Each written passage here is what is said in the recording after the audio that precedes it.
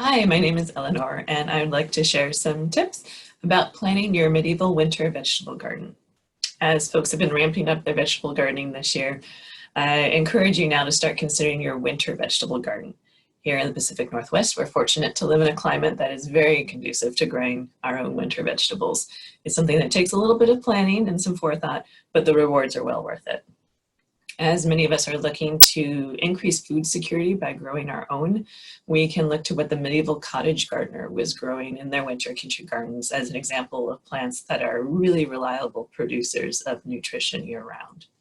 Winter vegetable gardening is possible in most climates to some degree, even in Minnesota or our inland areas of AnTir. This overview will be focusing on the maritime climates of the Pacific Northwest, so kind of west of the Cascades, all the way from our southern borders of Oregon all the way up through British Columbia, USDA zones 7 through 9. This is similar growing conditions found in maritime Spain, France, and England, kind of depending on your latitude. So this also allows some really fun similarities to medieval crop production. This overview is focusing on the really reliable crops that grow well, require low maintenance, and will produce food for your household all through winter. One aspect of winter gardening that always catches me by surprise is that we need to start now, here in June and July. We just got in our tomatoes and peppers, and it's already time to start thinking about winter gardening. This year, with the delays in shipping by many seed suppliers, it's also a really good year and a good time to get your orders in early, so your winter seeds will be sure to be arriving by July, which is a critical time to start planning your winter or planting your winter garden. There's so much available information both online and in books. If you are serious about growing vegetables and growing winter vegetables, there's a couple of books that I really encourage you to invest in. The primary one is this book here. It's called Growing Vegetables West of the Cascades by Steve Solomon. He focuses a lot on the unique aspects of growing vegetables in the Pacific Northwest. And what I really appreciate from him is that he focuses on year-round gardening. So unlike the Midwest, where you're kind of growing a bunch of your crops during the summer to can and preserve and freeze, he is focusing on how to kind of gather a continual pulse of nutrition from your garden and what that looks like. There are other ones that focus on the specifics of winter gardening, like this one here. This is great. It goes into a lot of detail about how to set up your winter garden, where to locate it on the landscape, and a lot of the details about different insect and pest issues that you'll get with your winter gardening, and details out a lot of the crops. Also fun with this one, she talks about some of the more unique medieval crops like Alexander's and even skirret. Woo-hoo. So there are also a lot of reliable information online, but be careful. There's also some stuff out there that's much more fun than fact. So seeds catalog, seed suppliers are a really good source of information. This is an example here done by Territorial, which is in the Summits area of AnTir, southern kind of Eugenie area, Cottage Grove. And I really appreciate this one quite a bit. It focuses on winter growing charts, and it lists all the different types of vegetables you can grow during your winter. And then in this kind of like little visual diagram, it says when to plant them, when you're going to be harvesting them, and if there's other indications that are needed, like row cover crops and stuff like that. So look towards your online resources like this. Then also focus on seed suppliers that are local to your area. Oftentimes they'll be better tuned in to the unique aspects of a winter gardening in your local area. So this is going to be very abbreviated overview, touching on the where, who, and then the what and the when of the winter gardening. I could go on for hours about winter gardening, and I look forward to doing so when we are next sitting around a campfire all together. So for the where, it's where can you grow winter veggies? And yes, you can do this in containers. So this is applicable to those who may not have access to actually putting crops in the ground themselves. Who, and all of this, who is a really important factor to consider. Who likes to eat what, and who will be tending the garden? What highlights the vegetables that make up the backbone of your winter gardening, and varieties within those groups that are really more reminiscent to those types grown in pre-1600 Europe. And then when the different types of vegetables need different timing of when to plant the seeds and when they go out in the garden and when you're getting a harvest from those. So the what and the when kind of go together in that way. So where is a key factor for success in winter gardening? They gave thought for this too in medieval times. Thomas Hill in the Gardener's Labyrinth has a lovely description of where exactly to situate your garden. What we're looking for are unique areas in your yard or on your apartment porch that are warmer. The warmer areas are typically found next to walls or sliding glass doors, and also areas that are protected from the wind. So in thinking of warmer areas, we're not only thinking about the air temperatures being warmer, but also the soil temperatures being warmer. The more warm and the more well-draining a soil is, it'll make for healthier roots, which then makes for healthier tops of your plants. Container gardening, it is possible for winter gardening. It's best to focus on shallow-rooted and very hardy leafy vegetables, such as kale, leeks, and parsley. The growing root crops in containers is possible. I know some of you all are growing skewered in containers right now. It's very exciting. But I find when space is limited resource, as it often is when I'm growing in containers, I really want to focus on crops that will yield the highest nutrition for the kind of surface area, soil surface area available for me. I also focus on the very hardy crops like leeks and kales. The roots being above ground in pots are exposed to more drastic temperatures, both hot and cold. And so in the winter, if possible, you'd like to insulate your pots somehow to kind of pretend that they're nestled within the soil. You can do this with straw, blankets, cardboard. When you're insulating, also remember to insulate from the bottom, especially if you're on an elevated porch, because the bottom of pots can get really cold really fast. But always make sure that you're also allowing for the pots to drain when you're doing that. So in your garden, raised beds are going to be your bestest friends when it comes to medieval or from winter gardening, and they are also super medieval. So they can be formalized raised beds with like strong edged borders, or they can just be mounds of soil. It helps with a few things. It keeps the soil warmer and it avoids waterlogged situations so the plant roots stay healthier. It also decreases foot traffic because it keeps you from accidentally wandering through your garden beds, which increases soil compaction, which decreases root health. Deep raised beds of looser material also help in the growing and harvesting of roots like veggies, parsnips and carrots and things like that. You want to make sure to situate everything close to the house. Many of us in the winter, when we're back at work, we're going to be coming home in the dark, and it takes some initiative to get out and traipse through the cold and the rain and the dark out into the garden to harvest your veggies for your stew that evening. So keep things close to the house. It'll encourage you to get out there. Also think about access to water.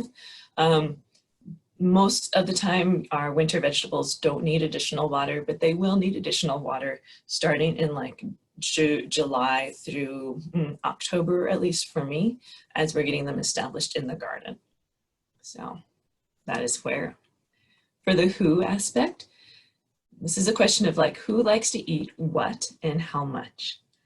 It will also ask who will be tending the garden, how much time will they have to dedicate to that, and how many daylight hours do they have to do that in. For me, my winter gardening is limited to the weekends. So who can also include animals. I have fun growing some easy high yield crops for my chickens. Who can also extend outside your household. There are some charities that sometimes take donations, like Plant a Row from the Hungry, for the hungry, and then also who can extend to a larger community of like maybe your shire or your barony. Do you want to partner with others in your local group for both seed sharing and also crop sharing? You know, somebody might be rocking the leeks and you can rock the kale and then end up with social distancing, safety, trade-off products during the year. So that is our where and our who. Now on to our what and our when. So what and when are connected because different crops require different lengths of growing time, or they need to be at different stages of development before winter settles in. So this again is a really quick high level snapshot of food crops that were important to medieval Europe. And those are going to be the coleworts, colewarts, which are essentially your kales and cabbages, your alliums, which are your onions, leeks, and garlics, leafy greens. For this selection, I'm just going to highlight a few like arugula, beets, and parsley. And then we have our root crops such as parsnips and carrots. In general, winter vegetables are dark in color. They have like this beautiful blue-green or sometimes a purpley maroon color with these shots of lime green. That's amazing and beautiful. These are secondary compounds that help with the plant withstand freezing, and also there are different type of chlorophyll that do better at colder temperatures that tend to be colorful like that. They also tend to have thicker above ground parts. Not so great for fresh eating, but they are great for pottages. They also have a slow and steady growth instead of the summer quick and done kind of thing. So the earlier head start you can get them, typically the better that they'll do. They're also slow and steady because they're developing a nice dense cellular structure that'll help them through those really cold times. So usually the goal is to get your plants to a really nice established size and location by fall, which means that we need to start planting in July or perhaps even now. Please, please, please, when you are selecting varieties for your winter garden, make sure that they are bred for winter gardening. With that in your seed catalogs, they'll typically be like a little snowflake or a W, or for instance, this one for territorial is specifically for winter and fall plants. So it's very tiny. It's not like the normal seed books of amazingness that they have. So always focus, make sure that you're getting a vegetable varietal that is designed for your winter garden. Otherwise, they're going to be more summer garden types, and they're just not going to have the robust nature and characteristics needed to see them through. All right, so now on to our coleworts, our first group, our primary group. And this is going to be your kales and your cabbages, kind of anything in the Brassicaceae family. These are the backbone of your winter garden. They are very high in nutrition, they're dependable, strong producers, and very low maintenance, which I really appreciate. If you've tried kale before and you didn't like it, I really encourage you to try again with kale fresh from either your own garden that's been through a few frosts, or from a farmer's market that's also been through a few frosts. The flavor is much sweeter, and it doesn't have the bitter notes that sometimes our store-bought summer kales can have. There's three main types: kales, collards, and cabbages. For this one, we're just going to focus on the kales and the collards. So if you're just starting in gardening or you have limited space, really focus on those kales and collards, as they tend to have a more upward growth habit that yields a higher production for your garden space allocation. They're super hardy, and they're also really low maintenance. Don't really try for the cabbages and broccoli. They tend to take up a lot of space, and they usually need a lot more attention. So if either this is your first year winter gardening, or if you know you're not going to have a lot of time to spend and care for your garden, or if space is limited, just don't worry about cabbages and broccoli. Focus on your kales and collards. So when I talk about kales and collards, what do I mean? Here are some pictures. Ta-da! So kales and collards kind of can blend together. For the most part, kales are going to be big, leafy, strappy things, not really forming heads, where collards sometimes can form kind of like these baby, loosely headed cabbages types. So here's my courtyard. This down here is a type of collard. It's a Portuguese kale. And then this up here is a Tuscan kale, a Nero de Toscano. Big lanceolate. They're also called dinosaur kale because they look like the bumpy skin of dinosaurs. In my winter garden here, I also have some parsnips and fava beans growing. But for this is all about these cabbages, or I'm sorry, these brassicas, these kales, and these collards here. This is another example of kales and collards. So this is one of those collards, this Portuguese kale, super huge. It's amazing. Look at those meaty midribs. They're very fun and lots of good green growth. This was taken in late October. And then this over here is one of the lanceolata types of kales, or a palm tree kale as it often is called. And you can see why it wouldn't be given that term, just because it kind of looks like this palm tree aspects. So for kales, focus on these tree types. Don't just kind of steer away from the rapid types, the Russian kales, especially if this is your first year or if you have a lot of slugs like what I do. So these tree types, they plant better and they avoid slugs and aphids because of their shape and size and growth patterns. And these are super easy to document to pre-1600s. Varieties to look for include tall Scotch or winterbourne. Then this type of here, which is our Tuscan kale, also called dinosaur, lanceolate, Nero de Toscano. And this one here is specifically one called dazzling blue. It's a modern varietal, but I just adore it. It has these dusky blue leaves, purple midribs. It's really beautiful and super tough. I depend on it for my winter gardening very much so. For collards, they're similar to tree kales. As you can see, they have this huge stem as well. But eventually they'll form kind of these looser headed cabbages types of things. Like, oh, here's another collard. You can see the midrib starting to form. But eventually they'll form kind of these looser heads. This one here is a little bit too old. You can tell by the central axis that's a little bit too thick and developed. And you can also see gray aphids. And this is another reason why I encourage you to steer away from cabbages or the heading types and really focus on the big leafy types, is because your aphid problems will be greatly reduced too. So varieties for these Portuguese types of truncuda kales include Beira, B-I-E-R-A. There's also Couve, C-O-U-V-E. There's smooth German, and then just for kind of a more standard American or European collard, there's one called Vates, V-A-T-E-S. And then there's this one here, which is Groninger, which is extremely medieval. This one here, so this is the Groninger, and legend of the seed saving community has it that this can be dated back to at least the 1400s coming from Holland.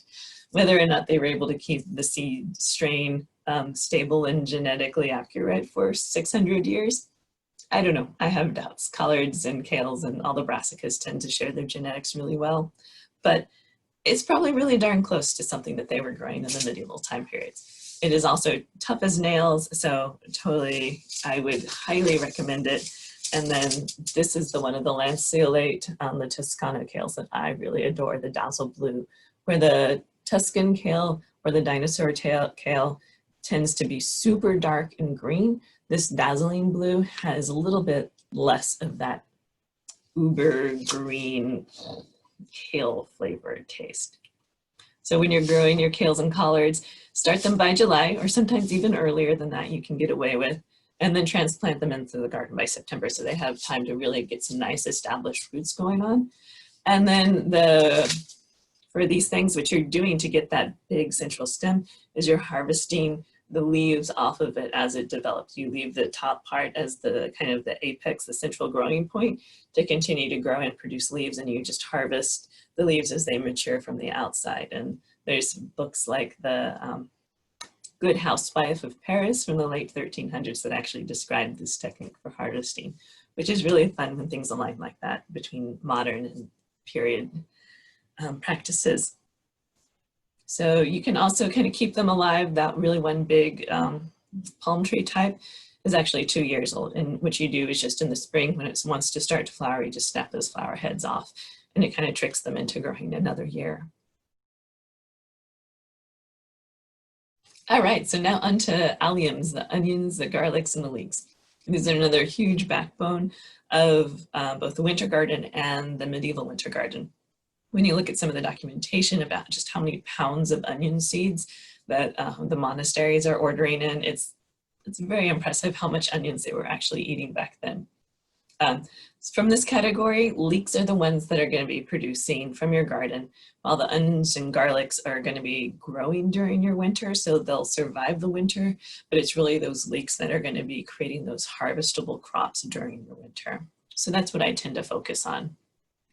For the onions and garlics, you can harvest their leaves over the winter for like a little added punch of onions or garlic into dishes, but because you're removing the food making portions of the plant, then you're decreasing the amount of food that's going to form those bulbs. And so your onions and garlics will be a smaller size come spring or summer harvest. So since I focus on leeks in my garden, one of the reasons I do so is because it saves space and time in the garden. And for the most part, usually money too, I purchase in the fall a big bag of storage onions, put it in my garage, and that sees me through my onion needs for the winter. And then I buy a big jar of like pre-chopped garlic, and that sees me through my garlic needs for the winter. Either that or my garlic cloves from my previous year, but some of us don't have access to that right now. So key for leeks, because leeks are the bestest, is to start early in pots. And so in April and July, any time within that is a good time to get your leek seeds into little trays or pots to start growing. They're going to look like little threads for a couple of months, and then they're going to get some size on them. At this point in time, you can either get them out into the garden or you can pot them up again and keep them kind of on a holding pattern until space clears up in your garden, and then you can stick them out there. The earlier you start your leeks, usually the bigger that they're going to be come harvest time, but leeks can be harvested at any stage. So it's not like garlic or onions when you're waiting for this critical development of the bulb to form. Leeks, you just grow, and some people actually really prefer the baby leeks compared to the more mature leeks. So heritage leeks can be traced, or some of the leeks that are available to us can be traced back to the 17th century, such as the blue Solannaise. It's a dark blue-green. And then there's a French one called Saint-Jouan du Poitiers, which is a lime green. And but our older, more medieval types take a long time, typically up to 120 days to grow. So when you hear things like 120 days, what you do is it gives you a number to back calculate from. So 120 days is about 4 months. So with our winter garden, we want everything of size and established by October, November. So let's take November and then you count backwards. So that would be October, September, August. That gets us to July is when we need to start planting our seeds by the latest. So that's kind of how you can think about those day lengths or the number of days to maturity. Real quick, some images of leeks. So these are the baby leeks that get planted out. They're about pencil thick at this point in time. These are a little bit closer spacing because I'm not really going for really thick, huge leeks, just a lot of good leek production in general. I'll typically mulch this in to help kind of keep the soil protected for the winter. And then in a few months, they'll look like this. And this is a really good size to kind of hang out in your garden throughout the winter.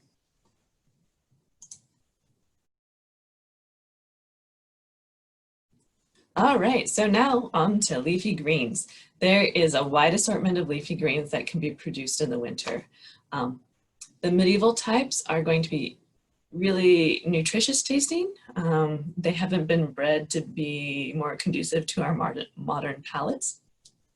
And they tend to have very identifiable tastes and textures to them, which makes them actually really good for soups and stews, aka pottages. So the leafy greens that I focus on are spinach, beets and chard, parsley, and rocket or arugula. These are mostly, though, to add just kind of a bit of variety to my kale leafy greens. So kale is lovely and wonderful, but sometimes after a winter of eating kale, you need a break. So these are a great thing. It also adds a diversity of nutrition by having different plants that you're eating. So there's also other leafy greens that are extremely medieval, like Alexander's, its cousin lovage, and turnip greens.